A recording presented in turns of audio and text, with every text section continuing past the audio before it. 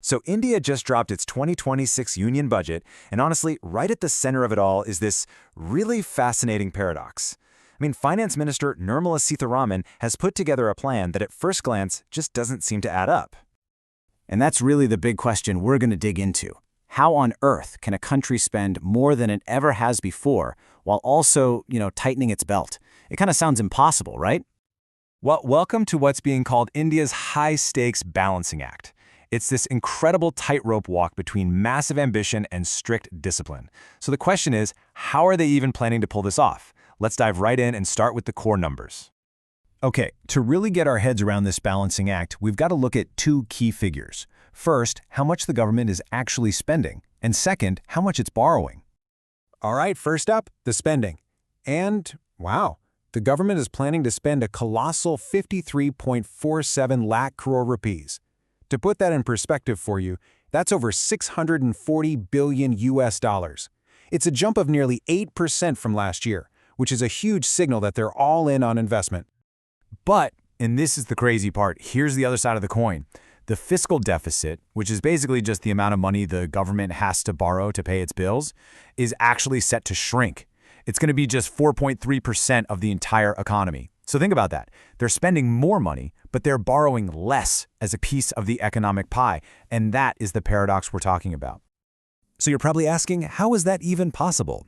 Well, the secret is in where the money is going and where it's coming from. Check this out. Capital expenditure, the money spent on long-term stuff like roads, ports, railways, that's up by a massive 11.1%. And at the same time, on the income side of things, they're expecting tax revenues to grow by a healthy 7.5%. That extra income helps plug the borrowing gap.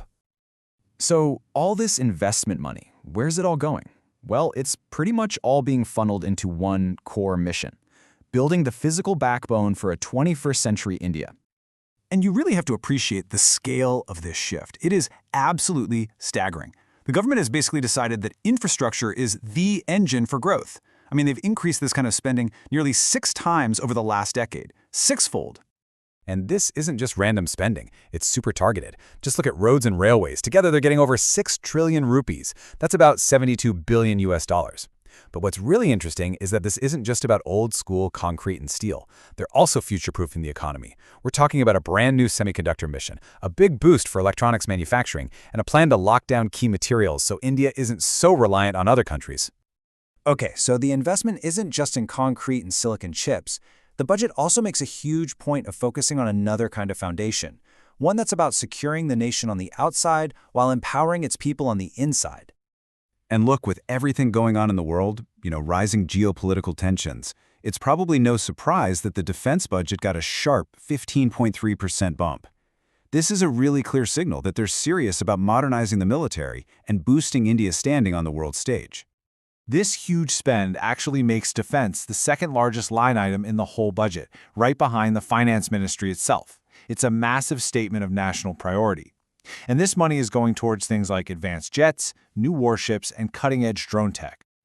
So, at the same time they're securing the borders, the budget is also rolling out this critical safety net for a really modern part of the workforce. For the very first time, more than 100 million gig and platform workers, think delivery drivers, freelancers, they're getting access to the government's main healthcare program. This gives them up to 5 lakh rupees, that's around $6,000 in health coverage every year. This is a landmark move, really, trying to bring a massive piece of the informal economy into the fold. All right, so the government's spending big, we've established that, but how is it paying for all this and still shrinking the deficit? Well, the answer isn't what you might think. It's all in the tax strategy, which is less about hiking tax rates and more about just making it easier for people to pay their fair share. First off, and this is a big deal, they're signaling stability. No changes to income tax rates. None. The bet here is a simple one. If you keep things predictable and easy to understand, more people will actually follow the rules and pay up. And it looks like that bet is paying off, because over 70% of taxpayers have already switched to this newer, simpler tax system. So instead of jacking up rates, the whole focus is on making the system less of a headache. The budget brings in some really practical reforms, like staggering the deadlines for filing so there isn't that mad last-minute rush, and giving people more time to fix any mistakes they made. The big idea behind all of this is to build a system based more on trust and less on hassle. Cut down on the paperwork and legal fights that just make people not want to deal with it. And you can see this balancing act idea even in the nitty-gritty details of the tax code. For example, they've cut the tax rate on things that really matter to the middle class, like sending money abroad for your kids' education. But to balance that out, they've slightly bumped up the rates on industrial stuff, like scrap metal. It's a classic move. Give targeted relief in one area and fund it by making tiny adjustments somewhere else.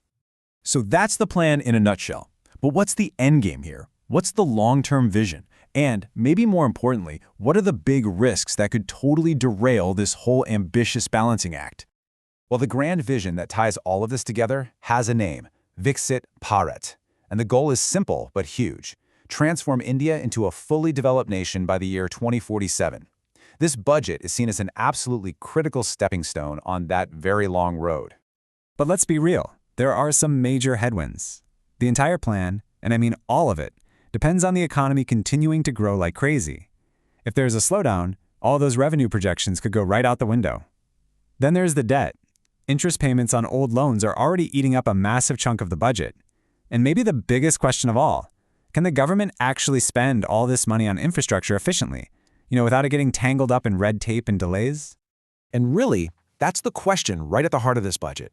It is a bold, calculated gamble on the future of India, a future they're trying to build on these two pillars, record-breaking investment on one side and tough fiscal discipline on the other. Honestly, the stakes just couldn't be higher, and you can bet the rest of the world will be watching very, very closely to see if this high-wire act actually works.